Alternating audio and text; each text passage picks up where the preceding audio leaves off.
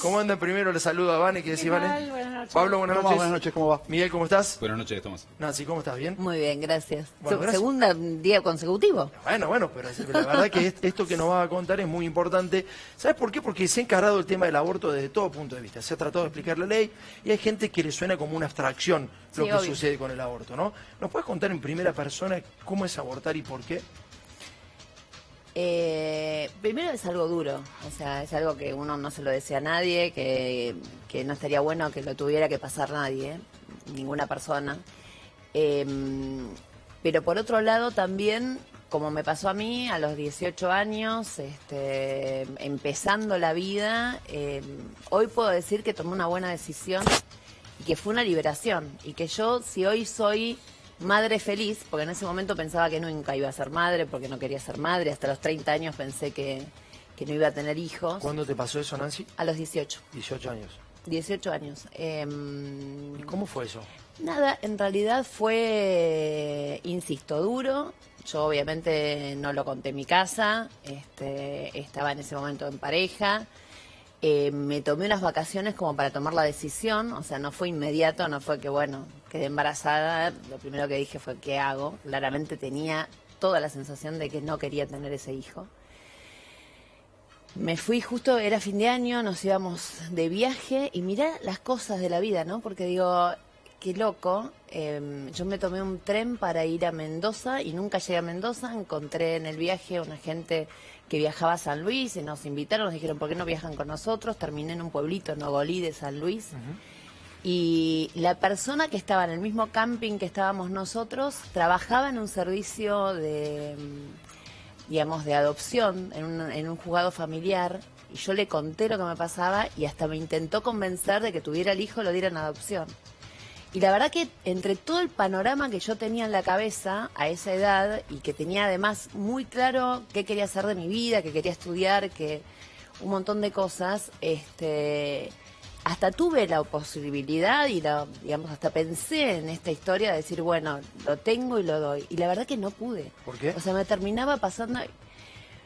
Porque afrontar un embarazo 9 meses no deseado, yo lo sentía como una tortura. Ajá.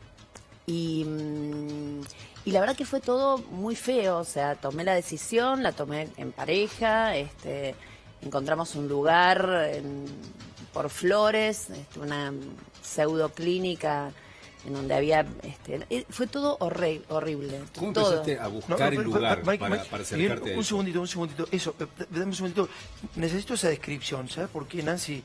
Porque No, fue horrible. A ver, chicos, yo digamos, era no solo chica, sino que además no tenía muchos recursos. Lo primero que hice fue me acuerdo ahora, me debe estar mirando Jorgelina, una amiga, me prestó su carnet de prepaga para ir al hospital francés. Y nosotros estábamos en el colegio enfrente, en el Normal 8, y con su carnet fui a chequear que yo estaba realmente embarazada. Y lo primero que hice fue preguntarle al médico qué podía hacer. Obviamente en ese momento los médicos, imagínate.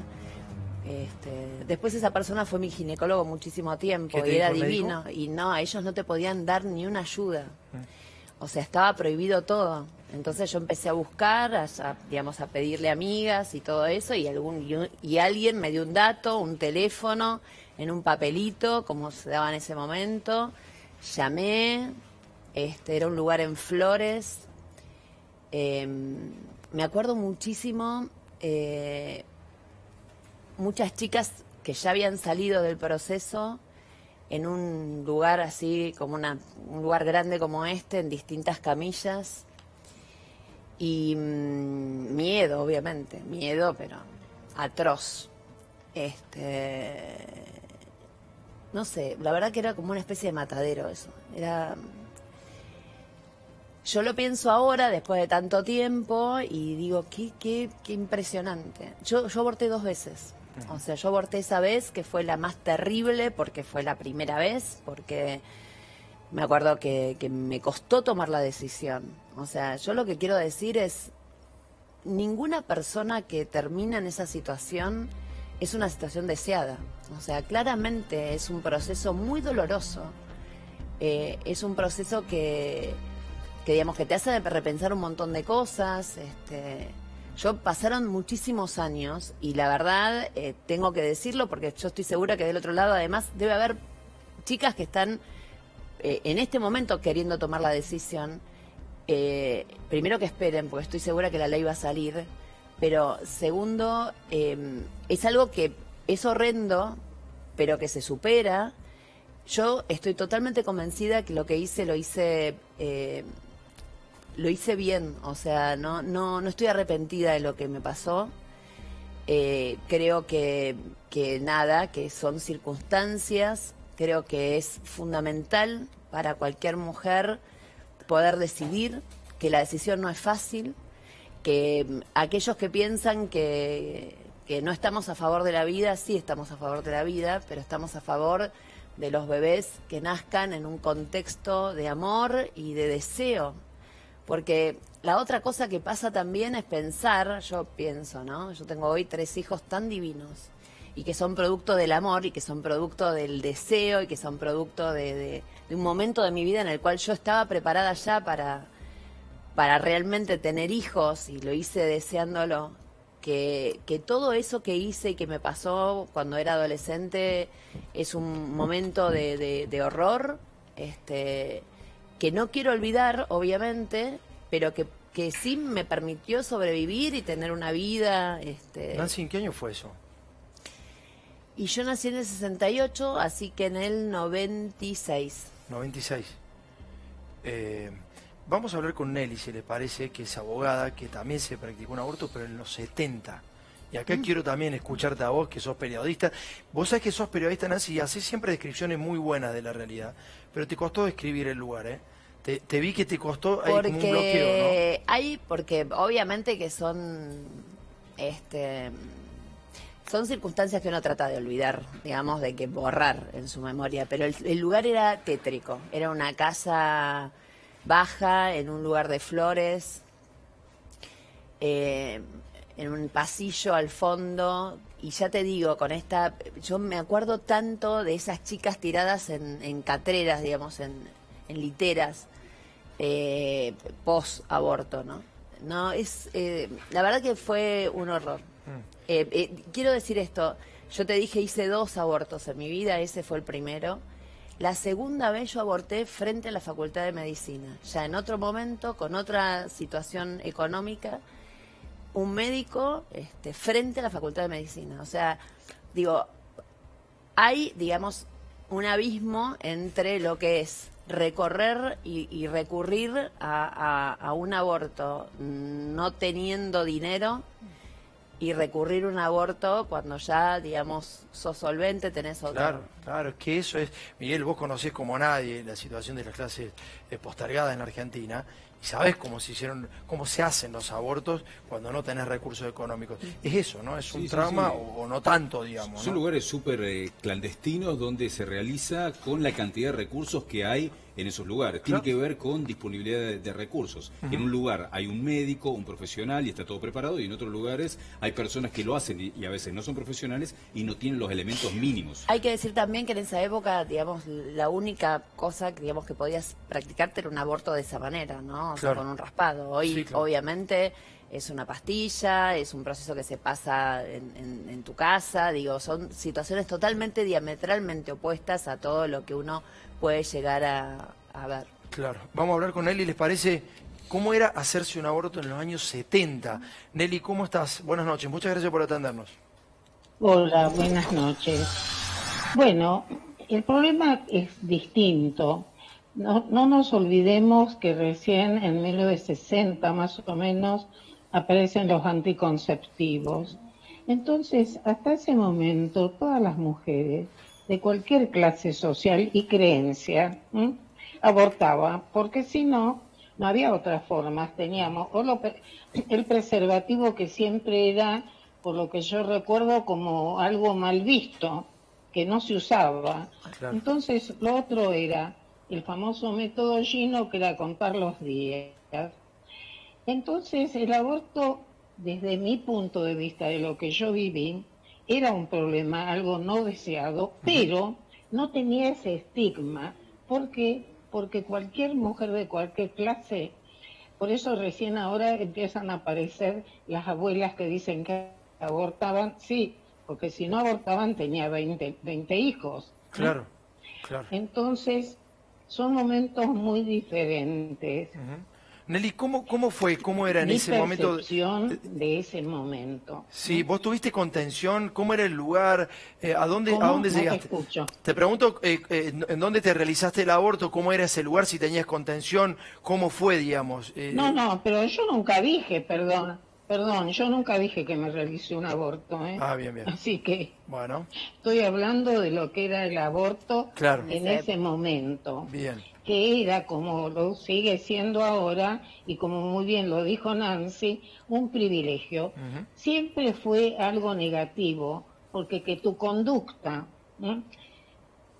Las mujeres y en general los seres humanos, no somos delincuentes, no somos personas que cometemos delitos, nadie, son las circunstancias lo que te llevan. Entonces, que si quedabas embarazada, caías en el campo del delito, si por X circunstancias no querías cambiar tu proyecto de vida, esa intromisión tan enorme, que no entiendo cómo todavía alguna gente está en contra, de que alguien, que un grupo te diga a vos cuántos hijos vas a tener, en qué momento, que cambies tu proyecto de vida. Bueno, diste en la tecla ahí, Nelly. Madre. Quería preguntarle entonces a Nancy un segundito ahí, porque diste en la tecla.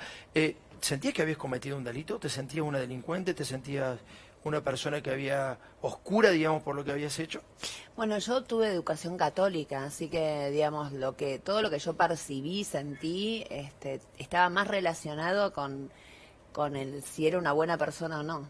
No con la legalidad. La ilegalidad me llevó a tener que hacerlo en circunstancias y digamos, apelar a una situación que me podría haber costado la vida casi sin sentirlo. Todo el resto tiene que ver con una cuestión de moral, digamos. ¿Me dejás ahí hacerte una pregunta sobre, porque justo fuiste a ese lugar? Tomás te marcó recién claramente lo que te costó contar ese lugar. Vos dijiste una especie de matadero. Sí. Esa descripción carga una el valoración, matadero para nosotras. carga una valoración ética sobre esa descripción. Y justamente la Iglesia, el Papa, plantea que esto no es una cuestión religiosa, sino es una cuestión ética humana. Vos recién decís, me sentí una mala persona o me juzgaba de ese lugar. ¿Vos sentís que en esto está en juego una cuestión de ética? Hoy no. Hoy no. Hoy no. Digamos, en ese momento sí, yo lo trabajé muchísimo, digamos, muchísimo tiempo después en terapia, etcétera. ¿Pero cambia la ética en 30, 40 años? ¿Cómo? ¿Cambia la ética humana en 30, 40 años? No, cambia tu percepción sobre vos mismo y sobre el hecho. Claro. O sea, el tema concreto es, yo lo que siempre digo es, aquellos que tienen religión atrás o lo que fuera, obviamente no es mi caso hoy, ¿no? En ese momento yo recién salía del secundario, chicos. O sea, tenía digamos, las monjas acá. Entonces, en ese contexto, digamos, uno todavía se está formando. En esa formación, yo recién salí al mundo. Yo todavía no sabía qué estaba bien y qué estaba mal, ¿entiendes? Entonces digo, en realidad, lo terrible, lo tétrico de todo eso, es que en ese contexto quizás yo ni me daba cuenta que estaba exponiendo mi vida. O sea, yo había tomado una decisión que tenía que ver con que realmente no quería, o sea, tenía pánico a ser madre y no quería ser madre. Es terrible, a ver, tenés un alien adentro tuyo. Cuando vos estás embarazado sin quererlo, eso, digamos, que tenés adentro, es como que te carcome. Es un enemigo, o sea, digamos. Claro, vos necesitas sacártelo, o sea, porque es más fuerte que vos. Eso es lo que siente una mujer, que por miles de razones, porque son miles las razones. O sea, chicos, a mí me parece que la verdad hay algo que el cristianismo también enseña, y que es que, viste, que alguien tire la primera piedra. Digo, no hay que juzgar. Vos no podés ponerte en la piel del otro. Yo lo único que pido es que en este país, a partir de los próximos días, porque la ley supuestamente mañana sale en diputados, pero todavía falta un trecho para que vaya al Senado, que la ley lo que haga es equipararnos a todos para que aquellos que no están dispuestos, no quieren abortar y les parece un horror, puedan no hacerlo. Pero aquellos que lo necesitan puedan hacerlo en condiciones dignas y que no se pierdan más vidas de mujeres que se van a seguir perdiendo si no. de la manera que se está haciendo hoy el aborto, porque la realidad es la realidad. Nancy, Los abortos te corto están. 2 segunditos, así hablamos por última vez con Nelly. ¿Tiene algo Perdón. Sí. No, por favor, Paulo, porque no puedo, creí que era un reportaje. Sí, está bien, Nelly. Hola. Nelly, le escuchamos, sí. No sé sobre qué quieren que opine. Y ¿usted nos puede escuchar? ¿Nos está escuchando a nosotros, Nelly? Sí, querido, pero también tengo otra obligación en un rato. Bien. Entonces quiero... Bueno, déjame una última reflexión, cumplir Nelly. con... Déjame la última reflexión, Nelly, dale. Yo, la última reflexión... Tuya. No, perdóname, todavía no hablé nada, yo no sé... Bueno, a ver, por eso, contanos un poquito Nelly, ¿le puedo No, consultar? pero vos qué querés saber. Nelly, Perdón, vos querés saber qué pasa con la... Sí, Nelly, Sí. le quería consultar. Usted dio varias entrevistas en las últimas semanas. Usted, a ver, ¿qué posición tiene sobre el discurso que hay de las dos vidas? ¿Qué opina usted sobre eso? Bueno, ese es un discurso totalmente falso. Es un discurso que pienso que lo ha hecho alguien de marketing.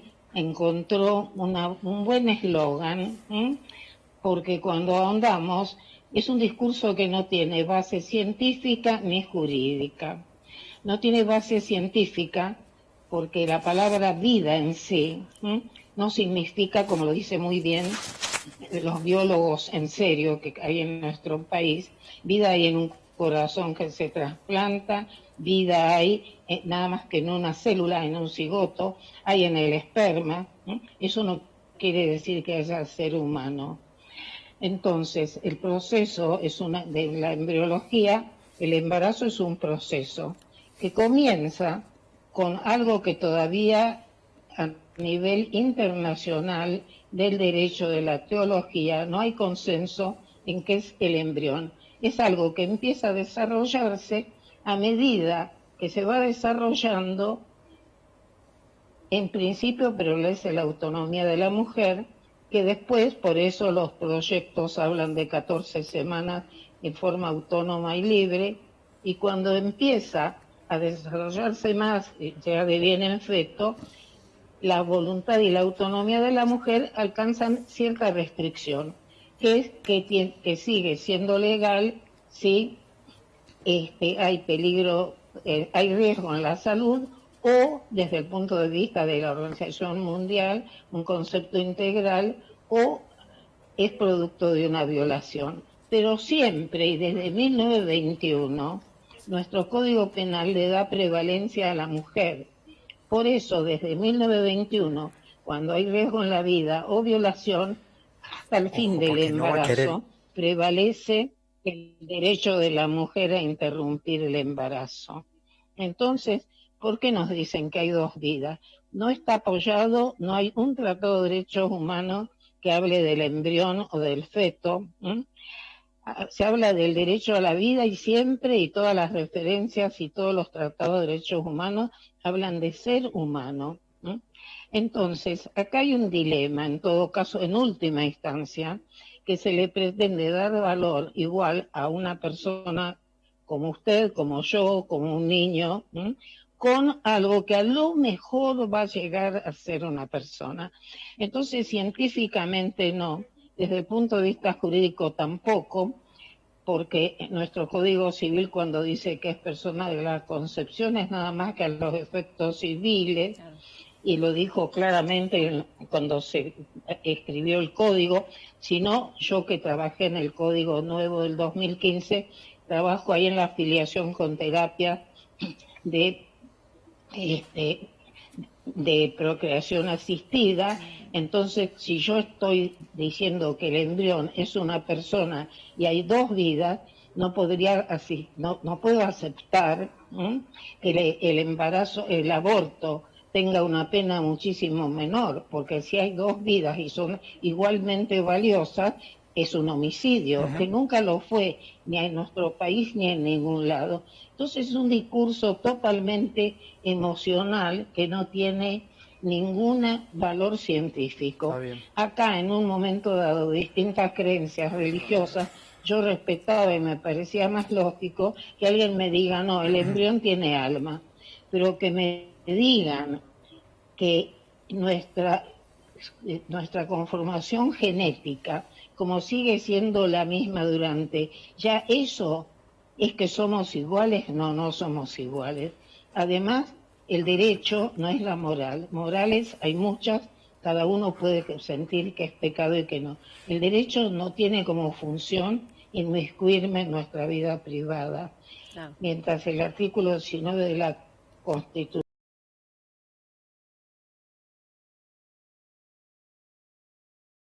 a otro, mi conducta es normal. Bien, Nelly. O sea, tenemos, y además, Nelly, sí, ahora te quiero decir algo sí. respecto a los... Sí. No, nos está llamando el móvil en vivo. Estamos, lo que decía Nancy. Sí, estamos en vivo justo del Congreso, Nelly. Le agradezco muchísimo la entrevista. Muchísimas gracias. Me voy con Lorena Cerini al Congreso. Estamos en este momento estamos desde ahí en vivo y en directo. Dale, ¿cómo estás? ¿Cómo estás, Tomás? Muy buenas noches. Sí, desde la avenida Rivadavia, frente al Congreso del lado verde, se prevé que la votación sea a las 6 de la mañana, así que la vigilia va a ser durante toda la noche. Ya lleva 2 días porque desde las primeras horas del día de ayer también se congregaban acá distintas organizaciones que están a favor del aborto legal, seguro y gratuito, de este proyecto que se debate hoy en la Cámara de Diputados con el objetivo de lograr media sanción y que pase a la Cámara de Senadores. Así que así se vive con muchísima tranquilidad, con muchísima alegría a la espera de la votación. Gracias, Lore, muchísimas gracias. Si podemos dejar imágenes en vivo también, Jorge, como para ir viendo un poquito de lo que está pasando en este preciso momento. La verdad es que estamos en el estudio y hemos perdido Es ese... re lindo, porque la verdad que es una fiesta. Yo estuve en el 2018 toda la noche ahí y ahora de acá me voy para allá. ¿Te vas para allá ahora? Sí. ¿Sí? Sí, porque no quiero que le pase nunca más a ninguna otra mujer lo que me pasó a mí. O sea, sí, obvio, porque hoy es un día de fiesta, porque las mujeres recuperamos, o vamos a recuperar gracias a esta ley, un derecho que nos sacaron, no sé por qué. O sea, tenés mucha fe en que sale, la ley sale. Esta vez sí o sí. A ver, de diputado sale. Claro. Esperemos que pase en Senado y la verdad que yo, digamos, prefiero ser cauta, pero está todas las condiciones dadas. ¿Nancy es un proyecto que sale más de la sociedad que desde la política? Sí, totalmente. Obviamente que va a ser un triunfo, a ver, del presidente, básicamente porque lo jugó en campaña, porque lo prometió y porque lo puso, ¿no?, en agenda. Además lo puso en agenda, la verdad, en un contexto que a mí me dio miedo. Yo realmente porque la verdad que hay un montón de situaciones que están pasando y la grieta está demasiado instalada. Yo hablé con alguna gente que especulaba con diputados del PRO que ya habían votado a favor de la ley y que quizá no tenían ganas de darle un triunfo a Alberto Fernández en este contexto.